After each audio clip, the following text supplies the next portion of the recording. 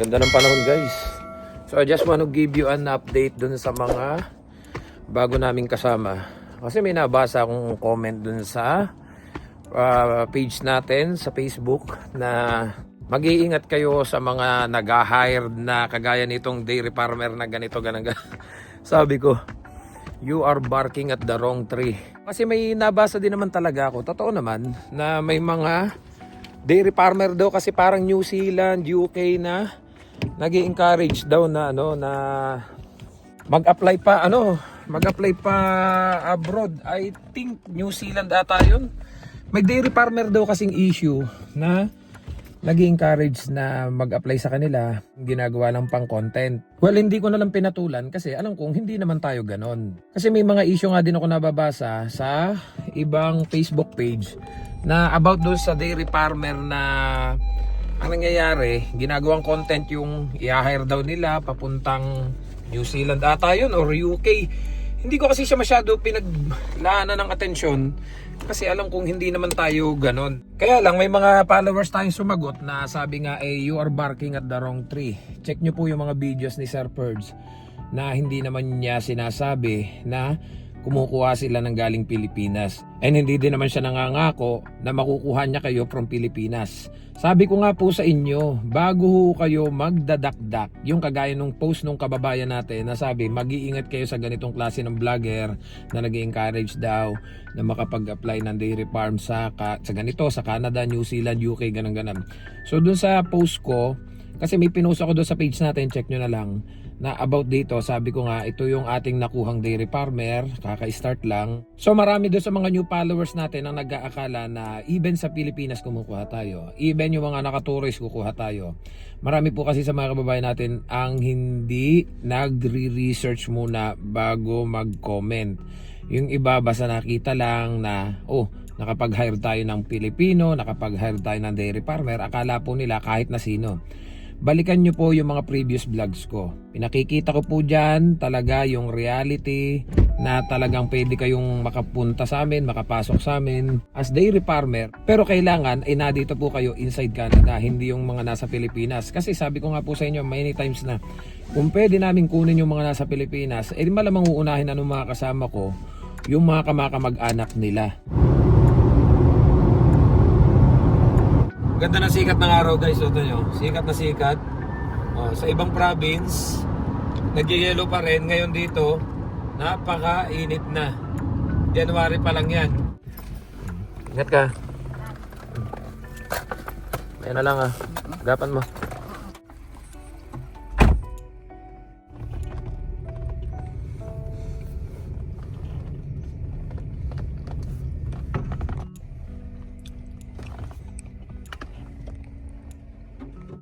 So, igib muna tayo ng tubig dito. Kasi nadala nga ako dati, di ba?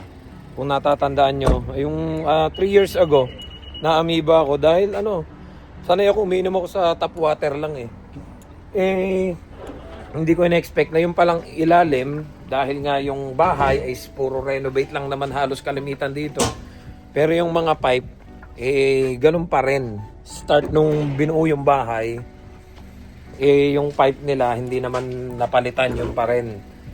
Kaya nangyari, yung dating nakasanayan ko na umiinom ako sa tap water, na-amoeba ako, nadala ako. Kaya doon, lagi na lang ako nabili ng tubig. Kahit na gastusan ko na lang, kaysa naman maulit yung nangyari, hindi ako nakapasok na ng 2 weeks.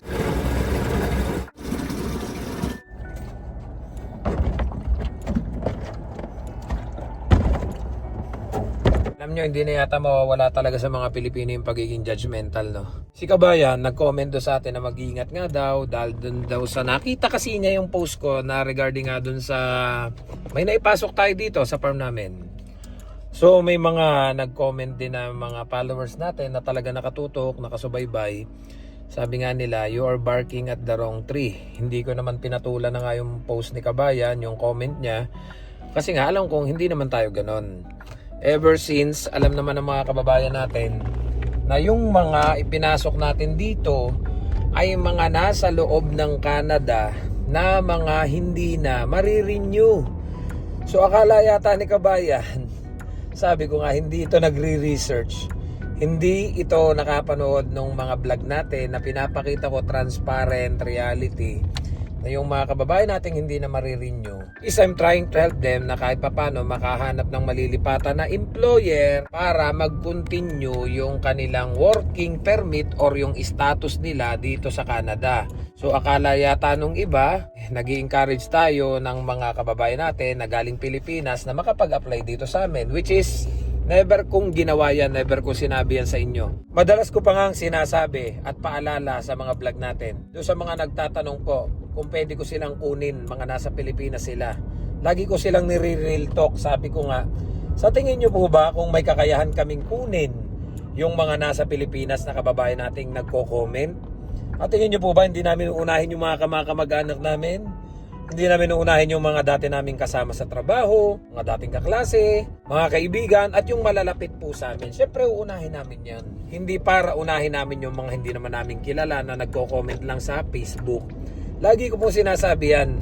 Kaya yung mga kababayan natin na nagko-comment, sir, baka pwede ako dyan. Sir, si ganito ako. Sir, si ganito ako. Hindi ko makakilala. At tingin nyo, kung may chance po bang makuha natin yung mga nasa Pilipinas, natural, uunahin yan nung mga vlogger na nagsasabing hiring sila. Sabi ko nga, di po ba lagi kong paalala sa inyo, pag nakakita kayo ng mga vlogger na hindi na uubos-ubos ang hiring, lagi kong paalala yan. Kasi even until now, ang dami ko nakikita mga vlogger dito sa Canada na hindi maubos-ubos yung mga post nila ng hiring.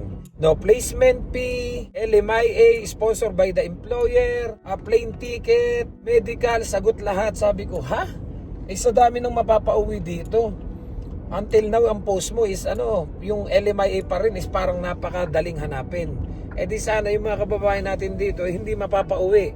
Kaliwat kanan na nga yung makikita yung mga post na ang daming temporary workers na mapapauwi. Lagi kong paalala yan. Ewan ko, pagtingin ko doon sa post ni Kabayan, yung comment niya doon sa vlog ko, dinilit na. Siguro napahiya. Kasi nga dinagsa siya ng mga comment ng mga nakasubaybay sa atin na sabi nga ay ibahin mo tong vlogger na to. May nabasa akong ganun. Hindi kasi ako pumapatol talaga sa ganun. Hinahayaan ko na lang yung iba yung magsalita para sa atin, lalo na yung mga taong naka-experience na matulungan natin. Ayan yun, darating yung araw na itong mga kasama namin bago na kaka-start lang, yung isa naka 2 days, yung isa naka 3 weeks, yung isa naka 1 month na. Darating yung araw na i-interviewin natin sila. Hindi naman totally interview na full video. Parang tatanungin lang natin, kumusta, anong naging sitwasyon mo dito, paano ka nakapasok dito, para po may idea kayo. Kasi ayoko naman po kasi silang iharap sa camera dahil alam ko iba-iba naman ang personality ng bawat tao. Sabi nga po sa inyo, hindi ako namimilit. May mga ilang tayong followers na after nating matulungan, sila yung nagsasabi sa akin na, Perch, gusto kong ma-share yung journey ko.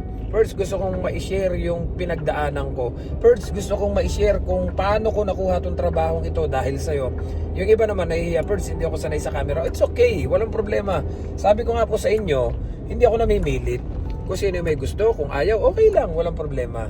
Ilang beses ko na po sinabi sa inyo na ginagawa ko to dahil gusto kong matulungan yung mga kababayan natin na mapapauwi na dahil hindi na marirenew. Kesa naman umuwi sila ng Pilipinas na alam ko din naman na sitwasyon sa Pilipinas ngayon na kapag umuwi ka ng Pilipinas tapos wala kang sapat na ipon, ubos po yan. Dahil sa tagal na rin naman nating OFW, marami na akong kasamahan dati na umuwi, dalay 100,000, 200,000, 300,000. May planong magtayo ng business, kaya lang ang ending, bumalik lang uli ng abroad.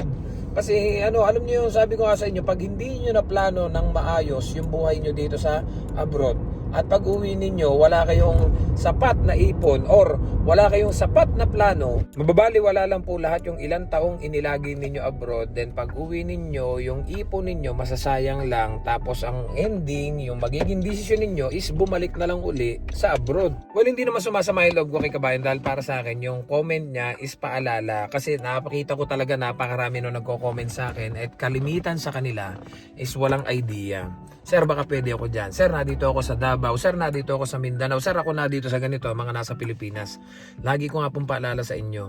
Transparent lang po tayo dito sa vlog natin, sa channel natin. Lagi ko sinasabi sa inyo, kung may chance na makuha ng mga nasa Pilipinas, yung mga vlogger na pinapollow ninyo, yung mga vlogger na tinututukan ninyo, mapa ibang bansa man yan, hindi lang dito sa Canada. Laging sinasabi nila, hiring sila, pwede nila kayong maipasok. Sabi ko nga po sa inyo, kung may chance makuha yung family nila, for sure yan ang uunahin nila. Kung may chance na makuha yung mga kaibigan nila, pinsan nila, yung mga katrabaho nila dati, sigurado ako yun ang uunahin nila. Yung iba kasi po talaga, ang habol is followers. Kumbaga nagpaparami sila ng followers, kaya parang ang nangyayari, pinatatakam nila kayo sa hiring na mga post nila. Kaya nga sabi ko nga po sa inyo, i-check nyo po muna yung mga previous vlog nila, yung mga previous videos nila, kung talagang may naipasok ba sila or talagang nagpaparami lang sila ng followers, kung may mga patunay ba. And then ang ending kasi, dahil dinilit nga ni Kabayan, siguro nabash siya ng mga followers natin. Kasi talaga namang may patunay ako. Ang plano ko kasi sana, hindi na ako magko-comment sa kanya. I-share ko na lang sa kanya yung link ng mga naipasok natin. Then ang ending, hindi naman mga tumagal, umalis lang din, para may patunay tayo na ang kinukuha ko po is mga inside Canada. Kaya nga lang po, sa ngayon, hindi na po muna ulit. Dahil kompleto na po ulit sila, ito po sila. Ayan, kakasama na sila sa bahay. May bumisita sa akin na isang followers ko. Ito, nagdala lang siya ng ilang pasalubong kasi nagbakasyon sa Pilipinas. So dati na rin siya lumapit sa akin at gusto din sana niya makapasok sa farm. Kaya lang, after ko siya mapaliwanaga, napag-desisyonan niya na wag na lang tumuloy. So itong tatlo naman, yan yung mga bago namin. Yung isa galing Delta, yung dalawa galing Alberta. So ngayon, okay na naman sila. Tingin ko naka-adjust na, kaya na nila. Unlike nung mga nakaraan na talagang mga walang tumatagal. So ito po yung mga patunay na yung mga nakukuha natin is puro inside Canada. Wala pa po akong binanggit sa vlog natin na may nakuha kami from Philippines. And dati, may tourist, doon sa mga nagko-comment na kababayan natin, na sir, pwede ba ako dyan, tourist po ako. Many times ko na po itong sinabi sa inyo. Napakahirap po ng sitwasyon ngayon ng tourist. Unlike before na pwede kayong pumunta dito. Dati may ginawa akong vlog na kung kayo ay gustong mag-tourist dito, then maghanap kayo ng working permit, pwede nyo samantalahin. Kaya nga lang di po ba, ito paalala ko lang ulit sa inyo, dapat mag-e-end yung policy nyo na tourist into working permit nung February 2025, pero binigla nila, inend na kagad nila nung September 2024. So yung mga friend natin na nakabook na papunta rito, may planong maghanap ng trabaho, nakatourist sila, ay hindi na tumuloy kasi alam nila na wala nang chance na makahanap yung tourist into working permit. Huwag na po tayo maglokohan, kalimitan po, napakarami kong kakilala ditong tourist na nakatourist sila pero nagka-cash job sila. Well, hindi natin masisisi yung mga yon kasi kinakakainip po talaga dito. Alam naman natin na yung iba nagbabaka sakali pa rin na makahanap ng working permit.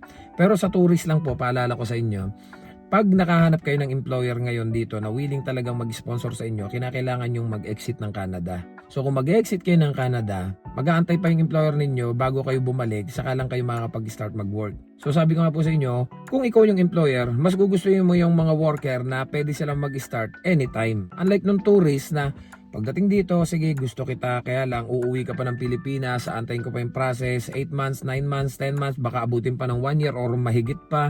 So hassle yun doon sa employer na aantayin ka pa compare doon sa meron namang mga available dito na naka-open work permit, na mga PR, na pwede nilang ma-hire at makapag-start anytime. Unless there's really something special about you na talagang willing sila na antayin ka kahit abutin pa ng ilang buwan or taon yung application mo. Kaya muli paalala ko doon sa mga followers natin, doon lang po tayo sa reality. Kung may nakikita kayong mga vloggers diyan, well, ibahin nyo po ako. Lagi ko sinasabi sa inyo, doon lang tayo sa reality, yung mga nangyayari talaga dito. Nakikita ko maraming mapapauwi, nakikita ko maraming nag-i-struggle makahanap ng malilipatan, nakikita ko yung mga mag-asawa umiiyak sa akin, nakikiusap na baka pwedeng matulungan ko sila, na baka daw pwedeng magawan ko ng paraan, even yung asawa nila. Sabi ko, hindi po tayo magician. Pangalawa, yung LMIA po sa amin is hindi unlimited. Pangatlo, sa ngayon po talaga, even yung mga nakapasok na sa amin, ipaprocess pa lang po yun. Wala pong ready LMIA. Kaya yung pong mga nakikiusap sa akin na sabi, sir, 2 months na lang, 3 months na lang po kami. Paano po kaya? Baka matutulungan niyo po ako. Hindi po tayo magician. At ang isa pa, ang workers po namin ay iilan-ilan lang. Hindi po kami ilan daan, hindi po kami ilang libo. Ilan lang po yung worker sa amin. Kaya yung mga iba pong comment ninyo, yung ibang mga nagme-message, nag-i-email, na parang ang dating po ba ay unlimited yung workers namin, unlimited yung LMIA namin, that is impossible po. Kaya sabi ko nga po sa inyo, abang-abang lang po kayo. Kasi yung iba na nagme-message sa akin, sir, sabihan mo ko kapag meron, sir, ganito, unang-una yung malalayong province. Alam nyo naman po, kung nakatuto kahit nakasubaybay dun sa channel natin, lagi kong dun ini-update yung mga sitwasyon dito na nangyayari sa amin. Sabi ko nga po dun, pag kinailangan namin ng worker, kailangan makakuha kagad ako. Hindi pa pwedeng magpapaantay kayo. Sir, baka pa pwedeng next week, baka pa pwedeng next month. Sir, baka pa pwedeng mag-aayos muna ako 3 days mga gano'n. Yung mga last na tinawagan ko po, ang sagot ko nga po sa kanila, makakapunta ka ngayon. Ha? Nagulat sila. Nasabi ko, kailangan ko ngayon, pag bukas ka pa pupunta or sa makalwa pa, wala na tayong pag-uusapan. Kasi hindi lang po kami nagpapasok. May ibang lahi po na yun talagang kapag nagkaroon ng bakante sa amin, on the spot may nakukuha siya. So kung hindi kagad kayo makakapag-desisyon na makapunta dito sa amin, wala po akong maisasagot sa inyo. Baka mamaya mapahiya lang ako sa inyo, nasa biyahe na kayo, pupunta pa kayo dito, then ang ending pagdating nyo dito may nakuha na silang iba. Kaya nga sabi ko po, makakapunta ka kagad ngayon. Out of 20 na tinawagan ko, lahat walang makasagot. Yung iba nasa Toronto, nasa Alberta, nasa Saskatchewan, nasa Nova Scotia, malalayo po. So hindi sila kagad makakapunta kasi kinakailangan pa nila mag-flight. Yung iba namang malalapit, ang sagot naman po sa akin, baka pa pwede magre-resign muna ako mga 2 weeks. Ay, hindi po. Ibig sabihin po nun, wala po kayong idea na ganun yung sitwasyon namin dito. Kaya nag-expect kayo na akala nyo po ba, magre-resign muna ako mga 2 weeks, antayin nyo ako dyan, Sir Perds. Hindi po ganun ang hiring dito sa amin. Dito sa amin mabilisan. Sa oras na hindi na pumasok yung isa, kinakailangan namin kagad makakuha ng kapalit. So kinabukasan dapat na dito ka na. Kaya lagi kong isinasuggest do sa mga kababayan natin na may planong mag-apply dito sa amin, balikan nyo po yung mga previous vlogs natin. Wag na yung mga personal kong gala, pasyal, with family, wag na yun. Yung mga labasan ko na, kasi parang itong vlog ko, dito ko na inilalabas yung mga issues, problema namin, yung mga, alam niyo yung pagkamisang pagod na talagang hindi maayos sa sistema, dito ko na ilalabas. So at least may idea kayo. At even yung mga naipasok natin, dito ko na rin na ilalabas yung mga sitwasyon na pangyayari. So may idea kayo kung ano yung pinapasok ninyo. Kasi hindi ko na po kakayanin kung bawat isa sa inyo, kung makikita nyo lang inbox ko flooded, at kung isa-isa kong papaliwanagan yung bawat isa, kukonsume ako ng 1 to 2 hours or minsan 2 to 3 hours pa sa isang tao. Wala na mangyayari sa day off ko. Wala na mangyayari sa pahinga ko. Baka yung tutulog na ako ay nakikipag-usap ako sa inyo. Kasi hindi hubirong paliwanagan. Kadalasan ang tanong nila, Sir, bakit walang tumatagal? Sir, bakit kailangan ngayon? Hindi ba pwedeng next week? O sabi ko, ayun na nga po, ipapaliwanag ko pa ho sa inyo. Panoorin nyo na lang po. Kasi nabanggit ko na po yan napakaraming beses na, para na akong sirang plaka. Sabi nga nung isang followers ko, nabasa ko parang si Sir Bong Kato ata yun. Sabi nga niya doon sa comment niya nung isang araw, panoorin nyo kasi para hindi kayo natanong ng tanong. Lahat ng mga tanong nyong yan ay nabanggit na ni Sir Perds, paulit-ulit na nga lang siya doon sa mga vlog niya. Sinasabi niya yung tunay na sitwasyon bago nyo pasukin yung farm para hindi po kayo nabibigla. So hanggang dito na lang guys, in-update ko lang kayo. Kasi nagulat talaga ako doon sa comment ni Kabayan. Kasi doon sa post ko, nasabi ko nga na ito na po, may na-hire na po tayo na kababayan natin. So nag-start na po siya, and then sabi nung isang nag-comment, mag-iingat kayo sa mga ganitong klase ng vlogger na nag-i-encourage mag-apply pa Canada, US, UK, ganito, ganang. Ang dami niya sinabing ganon. So binaliwala ko na lang yon kasi sa mga tunay na taga-subaybay natin, alam nyo ang totoo at alam nyo kung talaga may naipapasok tayo dito, at alam nyo na sinasabi ko talaga yung katotohanan, yung reality dito sa aming buhay Canada.